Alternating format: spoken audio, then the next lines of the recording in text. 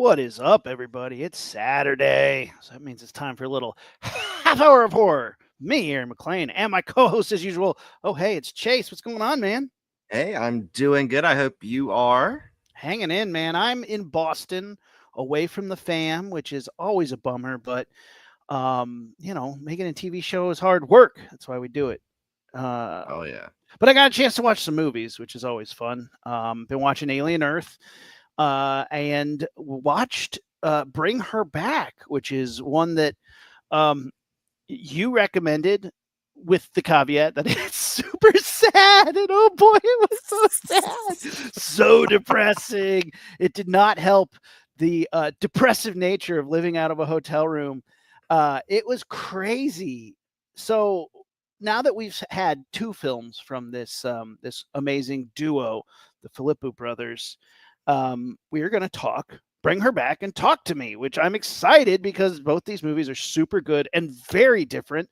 And I think it's interesting kind of their story because these guys started like doing like jackass stuff on YouTube back in the day. So they're twin brothers, Danny and Michael. On YouTube, their channel's called Raka Raka. Mm-hmm. And they kind of rose to fame by doing, like you said, like jackass style videos, a lot like practical effects stuff. They're both in their early 30s, but 2023, or actually technically 2022, it had its wide release in 2023. Talk to Me came out, which was their debut feature and kind of put them on the map as horror filmmakers, and it's received all this critical acclaim. And then Bring Her Back, which Aaron, I think we kind of put a challenge on ourselves choosing Bring Her Back, because here's the thing, as our viewers know, we like to keep things lighthearted. We like to keep things jovial and jokey. It's Saturday morning. It's too early to be sad. I don't know how. Bring Her Back. If you don't mind putting a little spoiler thing, just I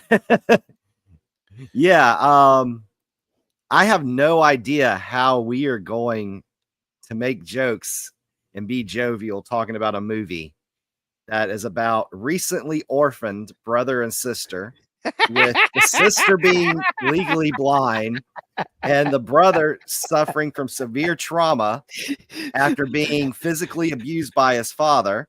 Who just died. Who just died. Who they found his naked corpse in the shower. Yeah. And then they get put in a foster home where the foster mother is gaslighting the brother into making him think he's going crazy so she can kick him out of the house, so she can have the sister to herself, so she can murder her and put her dead daughter's soul in the sister's body. So just so that's good. The spoiler. That's the plot of this movie. It is a raucous joyride. I can start with this. I thought the person on the cover was her that they were trying to bring back, and the whole time I'm like, wait, I thought that was a girl. Wait, I thought that was the little girl. Wait, and I was so confused because they're like, no, that's Ollie, and I'm like, who the fuck is Ollie? Where's this little girl? And they're like, no, you'll get to her. She's in the freezer. Don't even worry about it. And you're like, I was so confused. And it just because the poster says Bring Her Back, and there's this face of a young adolescent, you're just like, I don't know. So I was very yellowish eyes. Oh God, the eyes. This depiction of whatever Ollie was. In the movie, Ollie is not a zombie, but zombie-esque. They say that he's possessed with a demon, and he's the vessel that hosts this demon as they go. His progression as he gets hungrier and hungrier and will eat anything, and his little belly gets all distended, was horrifying. One of the gnarliest depictions of like zombie, gross hunger in a way that like was so unsettling. There's a moment where he's like in the rain and he like waddles over his little distended hungry belly, and he looks over at the camera and the eyes are all red and his mouth is all chewed up because he's been eating knives, and you're just like, no, oh God, no, make it stop. The movie is so bleak. It's so gray. The star of this, the three stars, are absolutely Yeah. phenomenal. Obviously, Sally Hawkins, the Multi-time Oscar nominee. Oscar nominee from Shape of Water. And Blue Jasmine, Yeah, the dark comedy with Kate Blanchett, where she plays her younger sister, which her and Kate Blanchett were just absolutely brilliant in it. yeah, Yeah, you got her. She was great to me. I think one of the best performances in a horror film this decade so far. so good. Billy Barrett, who played Andy, Oh, uh, great. so well done. He's been a handful of stuff. Mary Poppins Returns. I didn't see it. One of my favorite renditions of A Christmas Carol. If you haven't seen the 2019 TV miniseries called A Christmas Carol, you think you've all seen A Christmas Carol, but this was like, nah, we're gonna fuck that up, man. We're gonna scare the living crap out of you. This is Guy Pearce as Ebenezer Scrooge and Andy Serkis, and it is the bleakest, darkest Christmas Carol rendition I've ever seen. It's as close to a horror movie as you're ever going to get in the Christmas Carol, which is already freaky as shit. It when the ghost of Christmas Present is taking him around and showing Scrooge like visions, he takes him to this like factory where everybody's freaking out because a child got sucked into the machine. And he's like, here's the children missing fingers. And he's like, you pay for this. Your greed funds this. Then he takes him to a mine that's collapsed. And it's all these like people like trapped in the rubble and they're missing arms and legs. And he's like, you fund this. You pay for this. Your capitalism and your greed causes this. And it is just so dark. And then like he makes Scrooge a piece of shit. It's solid. Ladies and gentlemen, welcome to Half Hour Horror Depression Edition. Uh-oh. All right, everybody. We're having some technical difficulties. So in the meantime, let's just talk it up in the chat. Oh, okay. Hit reload on my browser. Oh no. I was getting ready to say, everybody, welcome to Half Hour Horror Depression Edition. Depression edition. Yeah, get sad, guys. We're talking the saddest Christmas Carol ever. Talk to me. Yes, and bring her back. The acting was so good in this. As we mentioned, the main characters, the little girl who has partial blindness, first time acting, incredible job. Yeah, her name is Sora Wong, who plays Piper. She was absolutely brilliant. But yeah, I was really impressed. Even the one that plays Ollie, Jonah Wren Phillips, absolutely brilliant. Even his performance, even though he doesn't have really any dialogue, but his physical acting was just so incredible. Congratulations, kid. You played a creep so well. I'm sure you're very normal, but like, yeah, he had a way of just being able to like look at the camera and you're like, oh no, oh no. Sally Hawkins just, I think, is the standout star here though, because as this like gaslighting stepmother, foster mother is just terrifying. As you mentioned, she's making Billy Barrett, who plays Andy, think that he's like abusive or like crashing out or going insane. And one of the ways she does this, and it creeped me out the first time she does it, is she's collecting her own pee and dumping it on him at night. So when he wakes up, he's like, oh no. Which in any other movie, that's a hilarious practical joke. This is sad. So sad. She's making him think he's going crazy. And, yeah. Oh my. Yeah. Oh my God. It's so sad. Right. If Jonah Hill had done that, we'd be laughing our asses off. But instead, it's Sally Hawkins, and it just makes it really, really depressing and scary. The video, she at night she sneaks down, watches this VHS tape, which I think is, they don't explain it, but what I understand it to be is like a recording of the ritual that she hopes to complete, and she's just like studying it. But that has been living in my head of like, what are you watching? That's terrifying.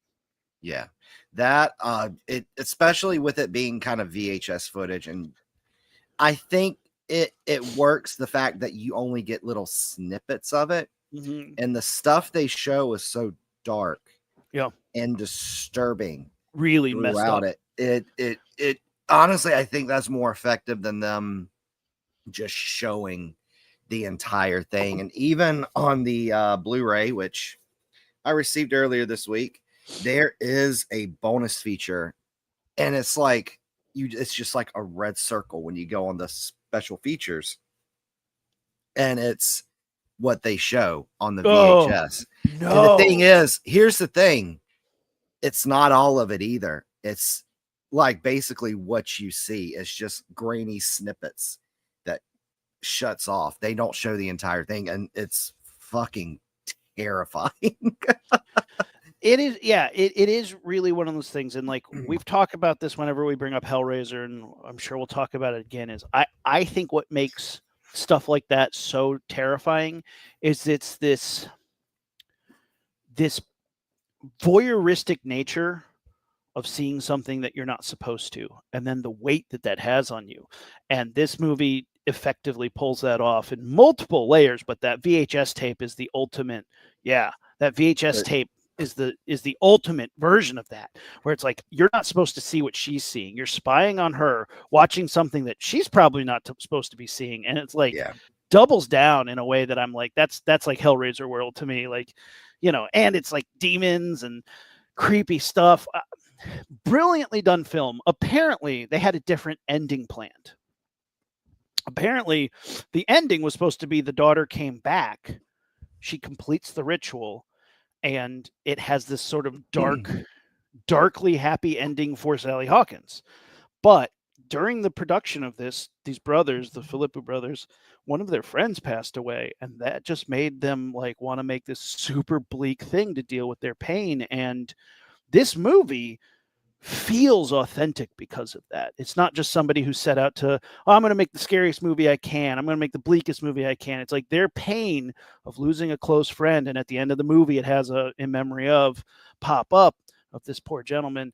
And you feel that. The movie feels authentic because of that pain. Really and even then, it's dark.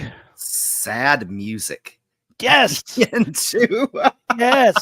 No needle drops. I mean, the rain, like it just made everything so gray and dark and wet. And like you feel there's a lot of texture in this movie. Like the rain, the mud, the sort of moldy house that they live in. It reminded me of my grandpa's house in a weird way because he had these like big windows overlooking a lake like that. And I was like, that's it. It just you could tell what that place felt and smelled like in a way that was pretty freaky. Right. Yeah. And again, it's one of those things, like you said, it does not end. Like with, we're gonna get to it later, but their first film, Talk to Me, like, yeah, that one's pretty dark too. That one's pretty bleak, but like the But it's ending, having it's like, fun. yeah, it's having fun, and the ending's a fucking rap song. Yeah. Like this party rap song where this, it's just like, oh my god. Again, it's really just the atmosphere of the entire thing. Because again, and it's also Sally Hawkins. It's just, you see two sides of her. You see this kind of warm, sweet, motherly figure Yeah. that she is to Piper. And it's just like you could tell she really already loves Piper. And it's like Andy, she'll show glimpses of kindness, but it's always very passive aggressive Yes. She and she cold. always, yeah. She's playing him. Yeah. Oh yeah. And it just honestly makes you feel, and then plus the fact that Billy Barrett is was phenomenal at this. It just really makes you feel for Andy, just what he's going through. You know, he just lost his father. He's already conflicted emotions because it's like you could tell he wants to be sad, but then again, Mm. his father beat him. And then it's just like you have this woman who's just being cold and passive aggressive towards you the entire time. You just can't get comfortable or They keep showing shots of him drinking his like creatine shake or whatever, and I right. always was wondering if there was a plot line that they edited out or cut or didn't go into of her like poisoning him. to make him sleep or putting sleeping pills in it because like he'd pass out and then she'd dump pee on him. Right. But it's like because and it's one of those ones I'm always wondering because I was like, oh man, is she gonna poison him? Is she poisoning him? But they never played that out. But it is like one of those things where it's like there's a lot of shots of him like chug chug chug chug, and you're like, uh-huh. And I mean, it is a plot point that he's he works out to kind of get through the pain. But I was always wondering about that. It wouldn't be surprised. Yeah, because the next shot was always him sleeping. Sleeping, yeah. So I think I think there is a world where that was happening. Just woof. Yeah, man. Really sad, really dark, but I'm super glad I watched it. And it is up there with really good horror films we've had recently. I put it on par with something like Where Evil Lurks. That's just like really gnarly. It's not as like fast paced as a lot of these movies, but it builds in a way that just is like, wow, really, really good. I have a watch list that the Philippou brothers created based on their movie, and it is weird. Would you like to hear it? I'd like to hear it. Let's do it. We have 8 films. 1, Whatever Happened to Baby Jane. Makes sense. If you guys have not seen the Betty Davis, Joan Crawford incredible film of about whatever happened to Baby Jane's 2 sisters, and one of them's getting old and the other one has to take care of her, and she ends up like locking her in the attic and torturing her. Fucking good. Really good. There was a movie called Feud, which was about the making of this movie. Yeah, with Susan Sarandon and Jessica Lange. Yep, yes. I've seen that. Whatever Happened to Baby Jane is a masterpiece. Totally gnarly. I get it. Here's where it starts to get weird. Movie number 2, Mouse Hunt from 1997, a cinematic masterpiece and a triumph in cinema. I'd say it's the best mouse film ever made. The rest of this list has like 3 mouse films on it. For some reason, they are equating mice to this movie. They love some. There's no mice. There's no mice in Bring Her Back, right? There's a cat. Yeah, there is a cat. I mean, and chickens. I guess there is like a cat and mouse aspect to the mind games that they're playing, maybe. But I don't know what their obsession with mice is. So Mouse Hunt. Do you remember this movie? Nathan Lane and Lee Evans? Yeah. Yes. Really funny movie. As a kid, I thought this was hysterical. Their next movie is the WWE produced See No Evil with Kane. Good scary movie.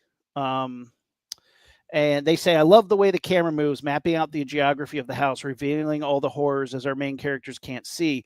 You don't see the killings in the film, just the aftermath, and it's gloriously tense. Next film, number 4. Stuart Little, another mice film.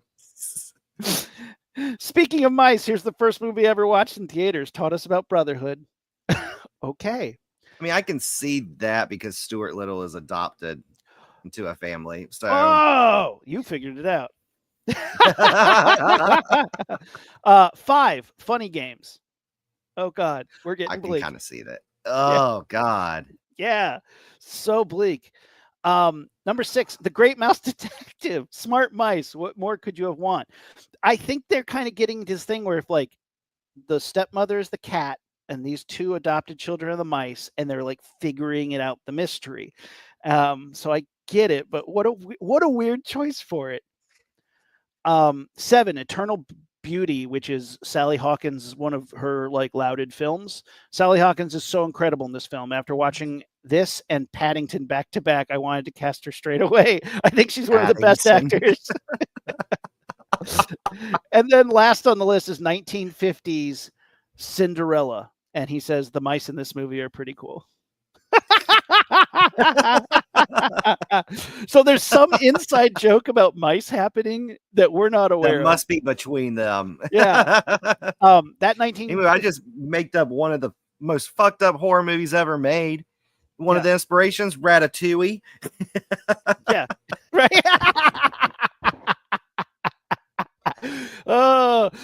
Yeah, I love that Cinderella. I mean, that's one of those ones that like you see as a kid, and you know, it's the art design in it is just impeccable. I'm always impressed with that weird, just that classic Disney shit. I'm a sucker for it. Anyway, let's get back to horror movies. Yeah, as you mentioned, they did another movie, Talk to Me, which, what a breakout! What a they're pointing out the cheese with these mouse references. Yeah, super cheesy. No, there's no cheese in Bring Her Back, just bleakness and tears. But their and first movie, sadness. yeah, their first movie Talk to Me, it had a lot more fun. This movie Yeah. just came out. What a debut for your first feature film. Yeah, this one was one I saw in theaters. I hadn't really seen. I all I really knew about it was that it was an A24 film. At that time, A24 had been putting out nothing but incredible films. Yeah, The trailer looked good, but yeah, so this one it's kind of somewhat of a Ouija board story. 100%. Uh, It is. it is so it's about of course it also deals with trauma. The lead actress, I cannot remember the character's name. I know the actress is Sophie Wilde, who she was just absolutely brilliant in this. Let me get her name. Don't even have a picture of her Mia. art. Yeah. Mia. So she is traumatized by the death of her mother, who she was close to. At a party, they bring out this embalmed ceramic encased hand. Hmm. That's when you light a candle by it, you grab it and say, "Talk to me," and I let you in. You'll get possessed with the spirit of a deceased person, Yep. and it takes a dark, very dark turn. It you nailed it with the Ouija board reference. It is an update on the Ouija board movie, which I have a list of cool Ouija board movies that we can talk about in a little bit. It also kind of treats it kind of like a drug thing because it's like, Yeah, for a while on the internet there was like this thing where people would take like salvia trips where they'd like smoke some synthetic weed and like go absolute bonkers and then come back to earth. And like people were posting it online being like, ha ha ha, watch this guy lose his mind.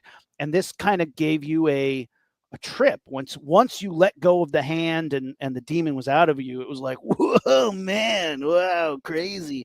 And they liked it, and people were getting addicted to it, and they wanted to keep doing it. And the rules of the party, and people are posting it online, and it gets out of hand, just like fucking with dark magic, fucking with drugs, like shit gets out of hand. And I think that is the allegory here, and just done so well.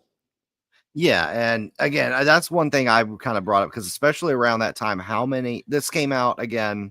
So it was had its film festival debut in 2022. It had its wide release in 2023.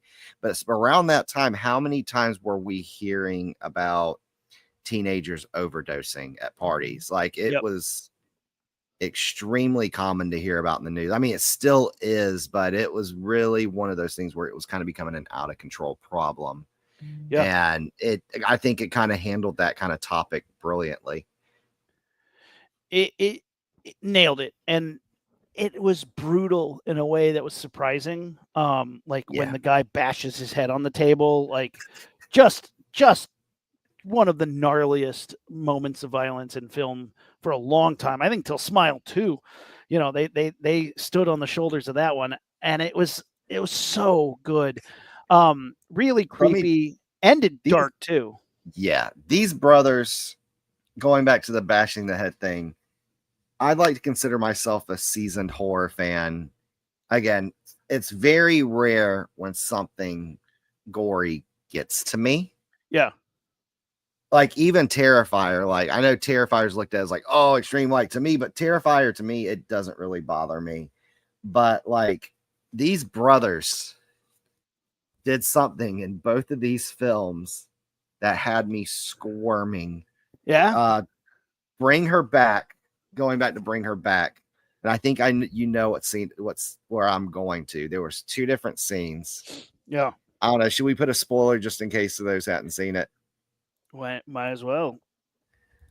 Um, so Bring Her Back. There's a scene Andy, where his sister and the foster mother go out on a shopping trip. He feels bad for Ollie because Ollie's locked in this room. So he breaks Ollie out of the room. He's like, "Here, Ollie, let me feed you." He's cutting up a melon and he hands Ollie the knife with the melon at the end, Ollie starts fucking chewing on the knife, and it's so graphic and so disgusting. Oh, Yeah, blade down, teeth like like you see it going in his gums. It's ah, cheese and grater. then the scene with Ollie chewing on the wooden table, like you see it go. Yeah. And Talk to Me. It is let me get the character's name. Riley's possession. The little Because brother, again, yeah. the Riley is like, I would say what, probably about 14 or 14, 13, 14. But Too he's young to at be one doing this. Yeah. he's at one of the parties with where they're doing the talk to me trick, and he wants to do it. And they're like, okay, fine. After some relenting, he gets possessed, and it's a spirit proclaiming that it's Mia's recently deceased mother. And the whole rule of Talk to Me is you're only supposed to go 90 seconds. But because Mia gets, oh my God, it's my mother, they go longer than 90 seconds. Yeah. And you see Riley try to gouge out his own eye. When they stop him, he starts smashing his face and the Oh, table. it's so brutal. Like, I will say though, that got me cringing, but also when the dude was kissing the dog, like the dog was Oh yeah. yeah, make out with the dog. It was so just that made me cringe, you know. Oh, the hospital shower scene too, Oh, where Riley's sister Jade's trying to bathe him, and he falls over and he starts smashing his head yeah, against the yeah. ceramic tile. No, you can't look away. It is. They drag you in, and they really just rub your face in it, man. It is gnarly. Another great movie for breakout roles. You know, a lot of these people hadn't done a ton, and then they're coming in and just destroying it with performances. One of the characters in this movie that I really like, Zoe Tarakis, who's in So Tarakis, yeah, they yeah, did a really good job. I think they got nominated for several awards for it, but here they are doing Ironheart, a Marvel series. yeah. Of course, Sophie Wilde, who we just mentioned, who was absolutely incredible. She's starting to getting a lot of roles. One including she's getting ready to co-star with Tom Cruise in an action film coming out next year. Good for her. She's in Bring Her Back. No way. Sophie Wilde is middle-aged mom, number 4. So it's just a brief cameo. She must be one of the moms Wow. at the blind soccer game. And That they they're probably playing. just maybe show a quick little Yeah, clip of her. like she just says something and walks away. You know, hey, come on in for one day. Um, that's crazy. Yeah, good for her. She really is in a bunch of stuff right now. Um, Joe Bird as Riley I think he doesn't get talked about enough in this film. I thought he was absolutely incredible.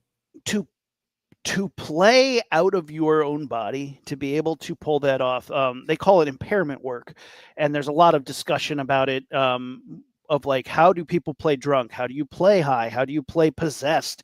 And I think a lot of people fall on a movie like The Exorcist or something they've seen, but you buy that something's wrong. It's that inhuman, like your soul's not there; it's somewhere else. How do you act like that? And that was terrifying. And I think they nailed it. Really Yeah. scary. And that's one thing I think about these brothers is that they get the best out of their young cast, no matter how inexperienced they are or experienced. Because you mentioned with Bring Her Back, the one who played Piper, Sarah Wong, this was her first role. Yep. And even Jonah Wren Phillips, I think this might have been his first role. Like, he was great. And then, of course, Billy Barrett, like you said, he's in a lot of things. He's actually the youngest Emmy winner in history, who Whoa. won an Emmy at age 13. Mm. Good for him. Again, he was on an incredible performance. But again, same thing with Talk to Me. You have a great group of young cast, Yeah. and they're just getting the absolute best performances out of them. It's really hard to work with kids. I'm gonna bring this up about a property we did talk about last week, Alien Earth. Playing children acting is a very hard thing to find, and throughout history we have great examples and terrible examples. And usually you're like, well, they're kids, so I give them a pass. But then you see, the children in Poltergeist, and you're like, wow, incredible. They pulled it off. And it's like some child actors can do it. The kids in The Witch. Holy cow. What a performance. Alien Earth, two of the characters, and yes, they have children inside of their adult bodies. I have a small criticism. Some people play children, or when children are acting, they think that they have to act stupid because kids are stupid. But kids are stupid because they're naive. Everything they say and do is done with the assuredness and the confidence of a god. So children don't act stupid. Children say everything with just 100% belief. Yeah. And sometimes when you have child actors or people trying to play children, they play it as if they're dumb. And there's a big difference. And in Alien Earth, you have two characters that are playing it kind of dumb for comedic relief, I will say. And then a few scenes later, you have a character who plays it brilliantly because she's trying to be manipulative, but she's a child and she's too naive to know the difference. And she says, "Am I your favorite?" And it's brilliant because that is how a child would act. She is 100% assured that she thinks she's maneuvering, playing this chess game, but she's playing it against an adult. And I'm like, that is the way to cover it. For me, a good example, not a horror film, but the first Shazam movie. I think Zachary Levi, because the character Shazam is a boy who gets brought on with this power. He says Shazam, he becomes an adult superhero. I thought Zachary Levi did a great job kind of playing what you'd expect a teenage boy to do if he becomes a superhero. Turns out that's just Zachary Levi every day. Yes. Big old man child. He's just a 45-year-old teenager. I'm going to date myself here, but Tom Hanks in the movie Big. Yep. So good. That is brilliant. I loved that movie as a kid, and I saw it probably way too young. And there was always the part where my parents were like, and then like you get through it and you're like, it's fine. But like then I watched it as like a teenager, and you're like, wow, this is severely inappropriate. Any way you cut it, this is wow. You guys let me watch this? You're terrible. I think it is funny though. Like movies that have kids in it's hard to work with them. Because for those of you who don't know, when you're on set with a kid, you have to have a teacher there, you have to have a child advocate there, and one of their parents has to be there. And it is nonstop. And when the teacher's there, like when it's school hours, every day they have to go to at least 5 hours of school. So you have to time everything around getting that kid to school with the tutor and not working them over a certain amount of hours. And it is very difficult to work with kids, young kids even. There's a script that we were developing recently, and it had a infant in it. And the rules for an infant is you can have a child over 2 weeks for 15 minutes. That's it. And if anybody has made a movie, you can't get anything done in 15 minutes. You can't even light the scene in 15 minutes. Something's going to go wrong. And it's just like, it's crazy to work with kids. And that's why often it's like, why do these high school students look like 30-year-olds? Because it's really hard to work with high school students because you can't work them very long. You have to send them to school all the time. Up until they're 18, it is very difficult to shoot with anybody who is a minor. Well, it's one instance too, like I read about with Halloween 6, The Curse of Michael Myers. Danielle Harris. Brilliant. Yeah, she played Jamie Lloyd in Halloween 4 and 5. One of the best. Oh yeah, she was great.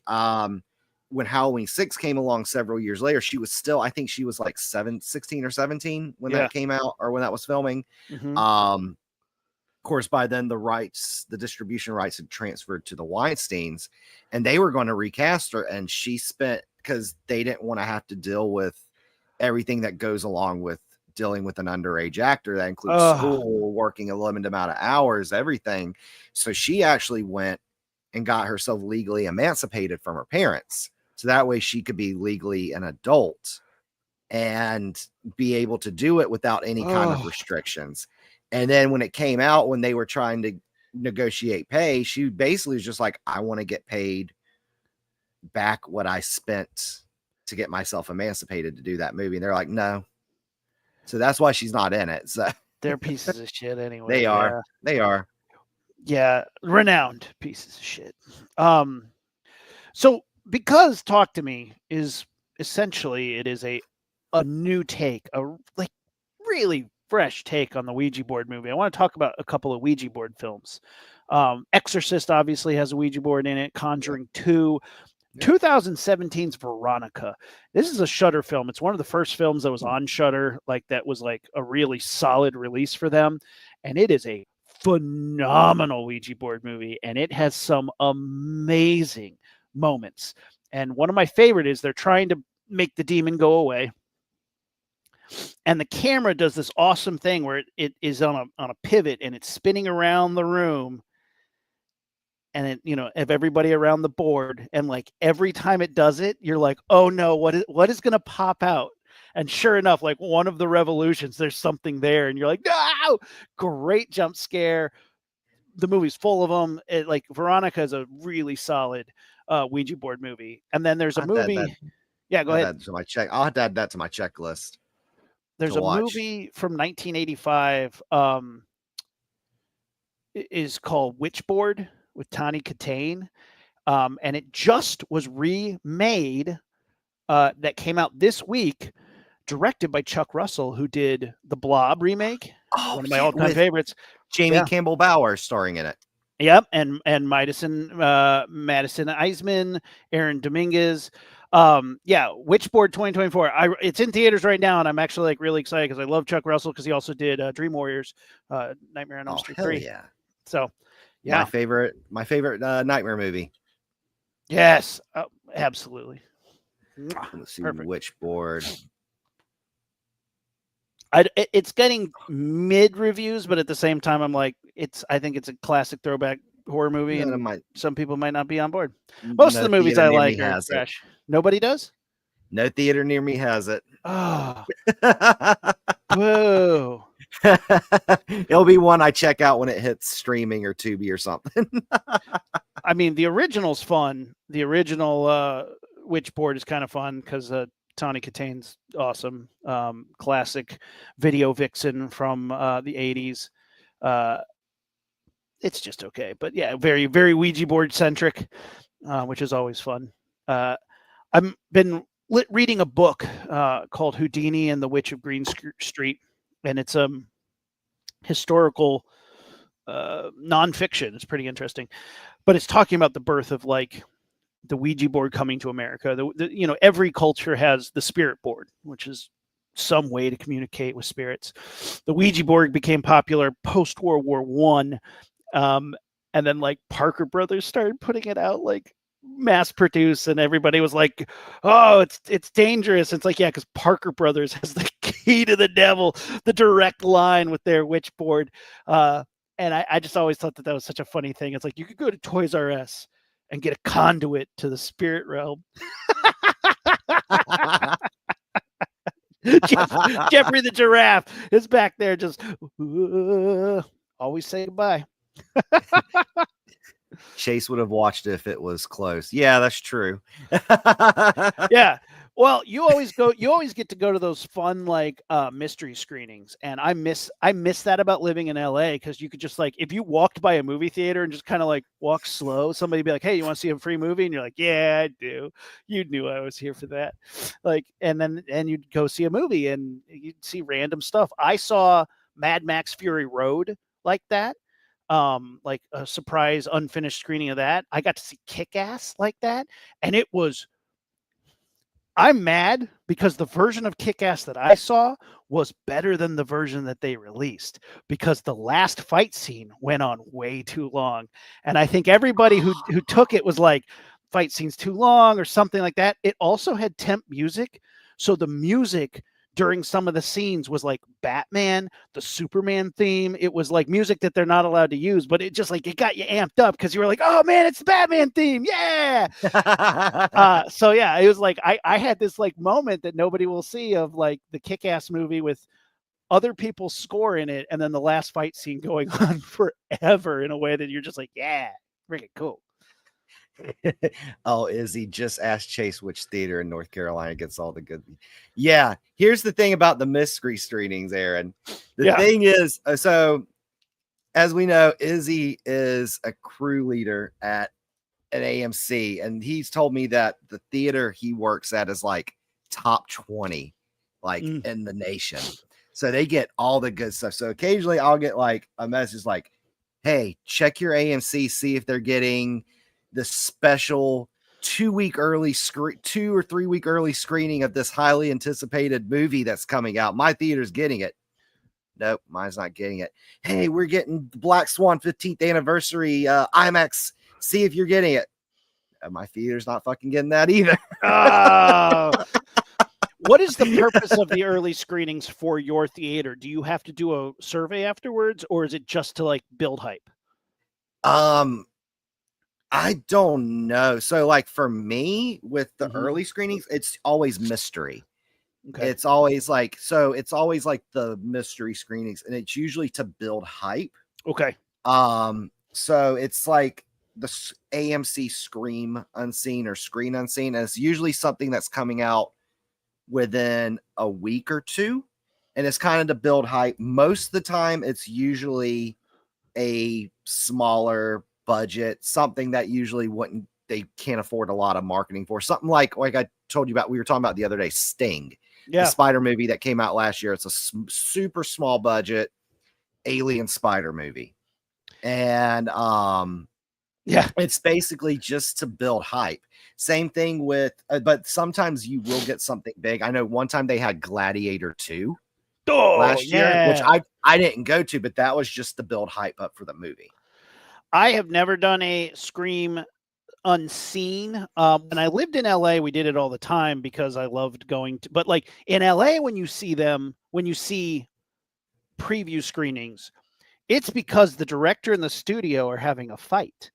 So test screenings are such an important part of the industry, but they're terrible. And I used to do test screenings. When I first moved out there, one of the things that I would do on the side is you'd show up to a movie theater with a full ass projector in the back of the van, and you'd have to install your projector because movie theaters now don't have a single person pressing play. It is all hooked up to a computer and a dude in Texas press play.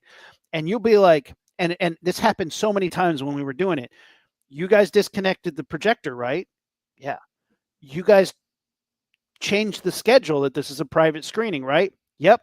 You're projecting the test movie, the private screening, and all of a sudden, dun dun dun dun dun dun dun dun, the audio for a different movie starts piping in because some guy in Texas goes, "It's 2:00." Beep. And then you're like trying to get them to stop it, but nobody at the movie theater knows how to use the equipment because it's all run from a server in fucking Texas. And then the studio's super pissed because you ruined their test screening. So you have to bring all your own equipment. You yank all the plugs from their equipment, you plug in your projector, you plug in to their Dolby, and then you play it from there. It's all played off of beta tapes. So you have to have a beta machine as well. I kid you not. This is how we do test screenings. And then they do it and they hand out these very specific questionnaires, and companies spend a lot of money figuring out these questionnaires, and the questionnaires are so specific in their questions because what they're trying to get you to do is say something that the studio can then use to fire their director or fire their editor and do reshoots, or say, oh, we don't like the ending, it needs to be this. So that's what those are for. But what you would find out from doing these is if it rained, your movie's getting a bad score. If it was sunny out, if depending on how they got the free screening, the scores would change. The best scored film I ever did a screening for was Geostorm. the piece of shit like disaster film. That I was movie gonna say, got didn't a that get terrible reviews when it that got came a out? yeah, it got a perfect score on its test screening. And the studio was like, well, that can't be right. And we're like, it was raining out, everybody came in, the movie was a blast, they had a good time. What and they're like, and they didn't know how to market this movie. So they kept doing test screenings and it kept getting great reviews because people were like, well, I didn't know what I was going to see. It was stupid. I had a good time. And they're like, this is going to bomb. And sure enough, they put it out and bombed. Fucking Geostorm.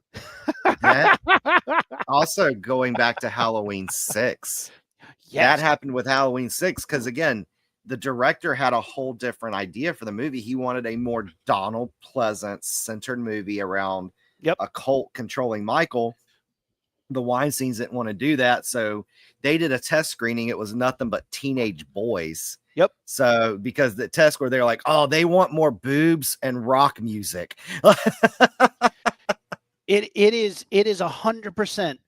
It was weaponized by the Weinsteins. They were one of the biggest people who made it happen. Like in the late 90s, early 2000s, they were like, oh, you believe that this is how we should do it? Well, we'll do a test screening.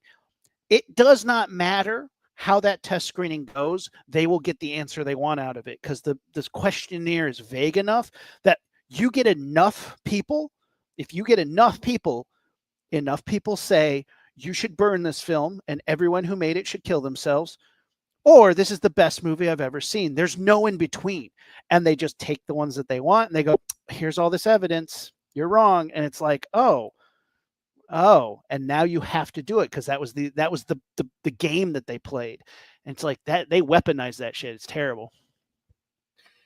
Yeah, I don't know how I would handle a test screening. Well, of course, my neck of the woods here in North Carolina, we don't get test screenings No, that I know of, but I love the idea of Scream Unseen, where it's like, hey, we get to see a cool movie, and as long as we're like telling people that it was cool, then hopefully more people come to see it. It's about building that word of mouth because opening weekend is so important now.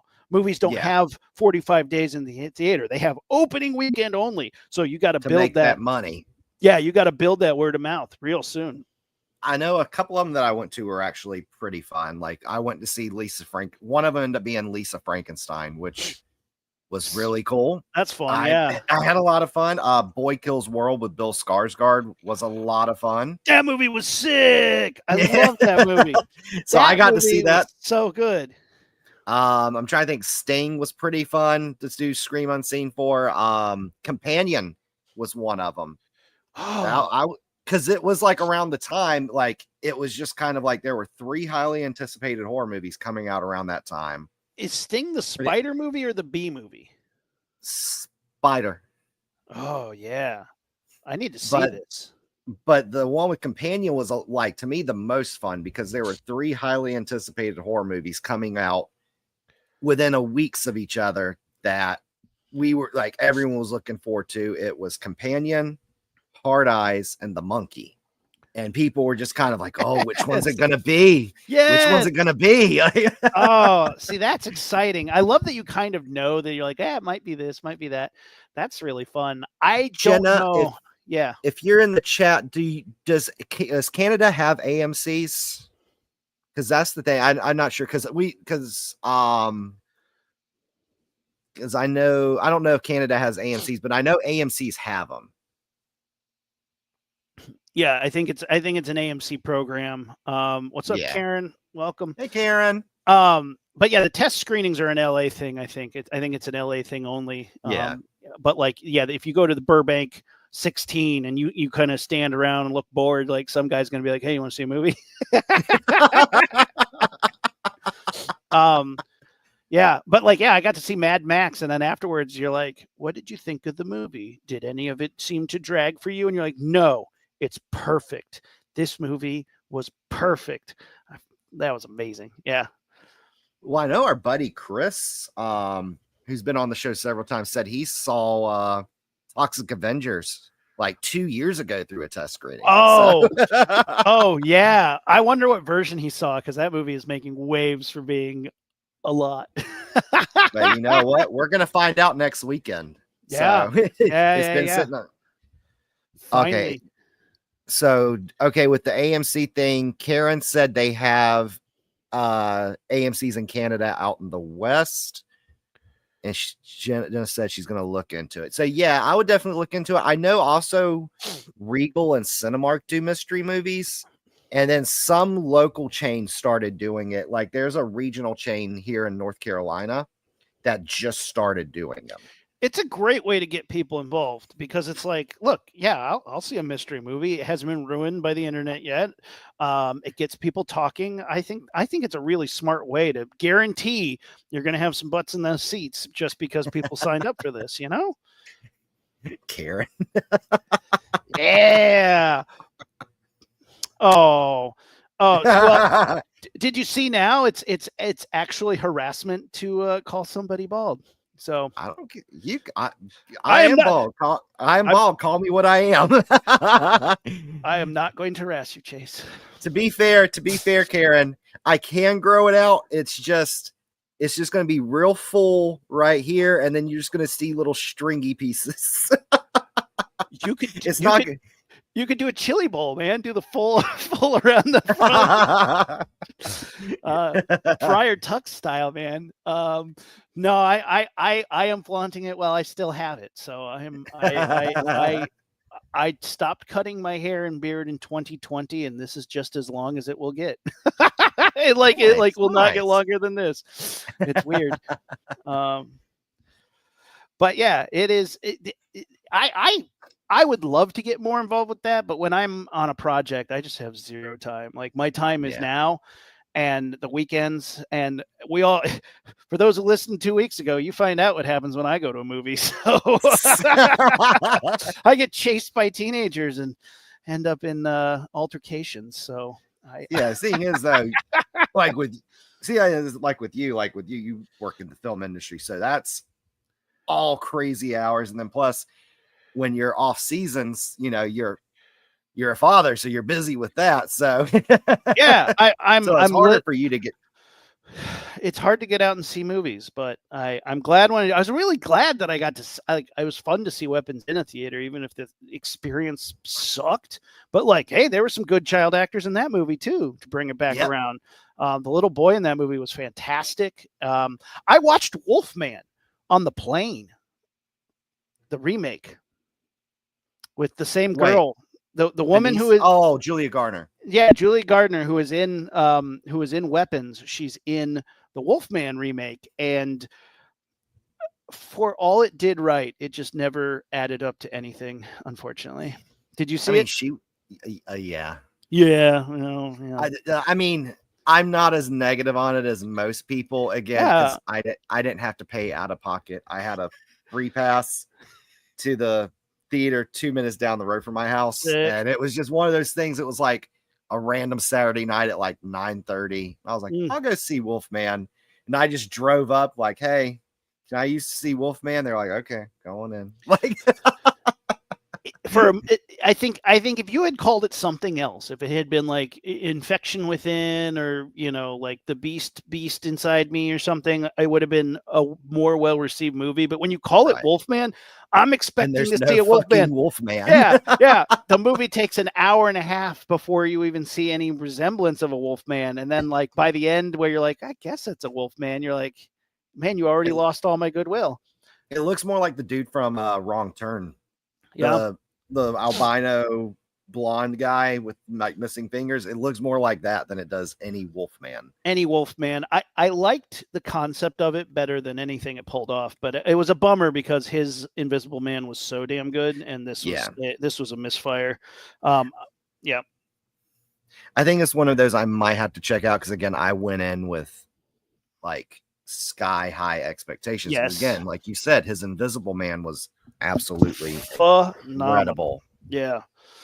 It's tough, man. It's tough. And Wolfmen are really hard to do. I've said this in the past. The reason a werewolf movie is so hard to do is because it's so expensive to show a wolf. It is so expensive to do the makeup. It's so expensive to do the transformations. And it makes it prohibitive to create Wolfmen movies. But that's not to say there aren't good ones out there that, even pretty recent, Late Phases, dope werewolf movie. Werewolves, I thought, was a lot of fun. Again, you could tell That Werewolves you was could tell, sick. that was made on had a very limited budget, but he did the best he could and made the most out of what resources he had. I mean, a lot of it you don't get a lot of clear view. Yeah. It's kind of like a lot of dark shots, a lot of like kind of strobe light effects kind of stuff. But Yeah. I thought he did an incredible job with it, with the Also, limited resources he had. the tone of that movie fits the wolves being kind of fakey animatronic or whatever. It's like it Yeah. works for them to, because it's an action film. It's a fun movie. It knows the ride it's taking you on. I think if the Wolfman remake was cheesy in any way, it would have not served it well. So I Yeah. think again they were trying to serve it. Um, but coming back to when we oh god, the melon. Coming back to Talk to Me and Bring Her Back. They're working on a backyard wrestling documentary right now. That's their next project. Whoa. The Philippou brothers are doing a wrestling documentary, which is exciting. But I am excited to see where they go from here. I wonder if they're going to stay in horror. I'm wondering if they branch out into different genres, but they do horror so well. I would love to see what they do next. What was with the circles? I assume it's like, they had the salt Part of circle. the ritual. Yeah, I part of think a the part of the ritual. ritual. But yeah, and I think they're also working. It's been announced for about 2 years now, but supposedly a Talk to Me sequel is coming out You too. could easily do a Talk to Me sequel. Just different set of kids, different situation. That hand can appear anywhere. Honestly, Yeah. that hand can pop up in any scenario, and you can start exploring it. As long as you keep it fresh and interesting. Yeah, Talk to Me. Talk to Me can have a lot of sequels. Yeah, and I mean, again, they kind of proved that with the very end of Talking to Me, the closing shot, where it was like, I think I think it might have been a Portuguese speaking country or a Yeah, Spanish speaking country. I'm not sure. And yeah, you could follow it, you take it anywhere, that could be this kind of big urban legend thing. And it's just like the beginning of any Hellraiser movie. What is your pleasure? And you're like, yeah, well, here it is. Here's the hand. Super exciting to see where they go with it.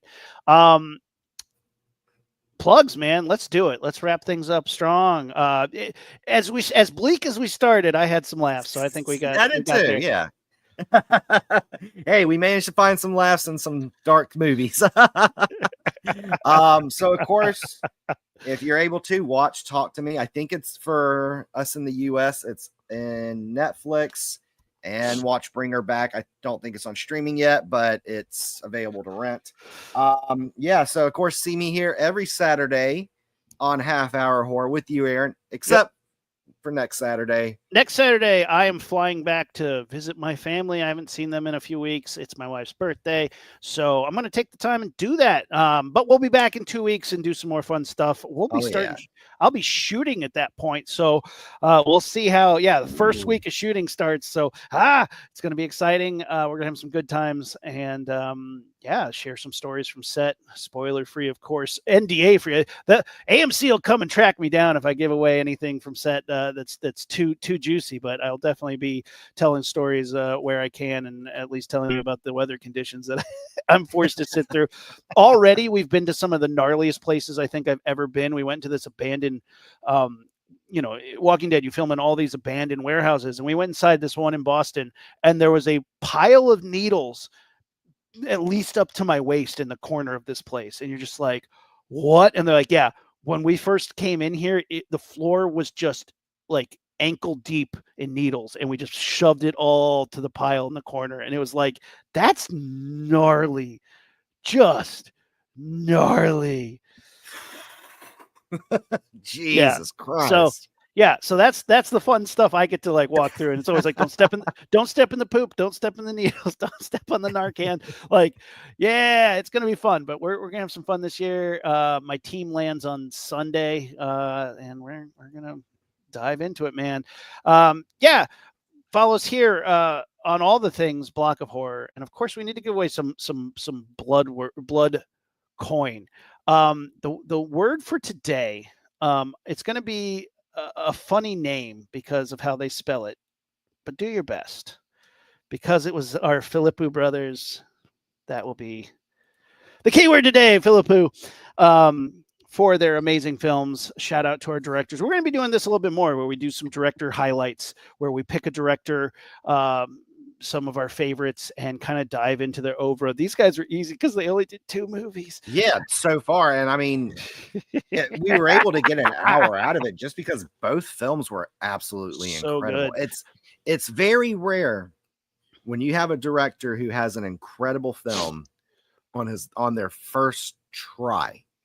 And the thing is, like, even James Cameron, who's widely considered to be one of the greatest directors of all time, wasn't his first film like a sequel to the Piranha 2.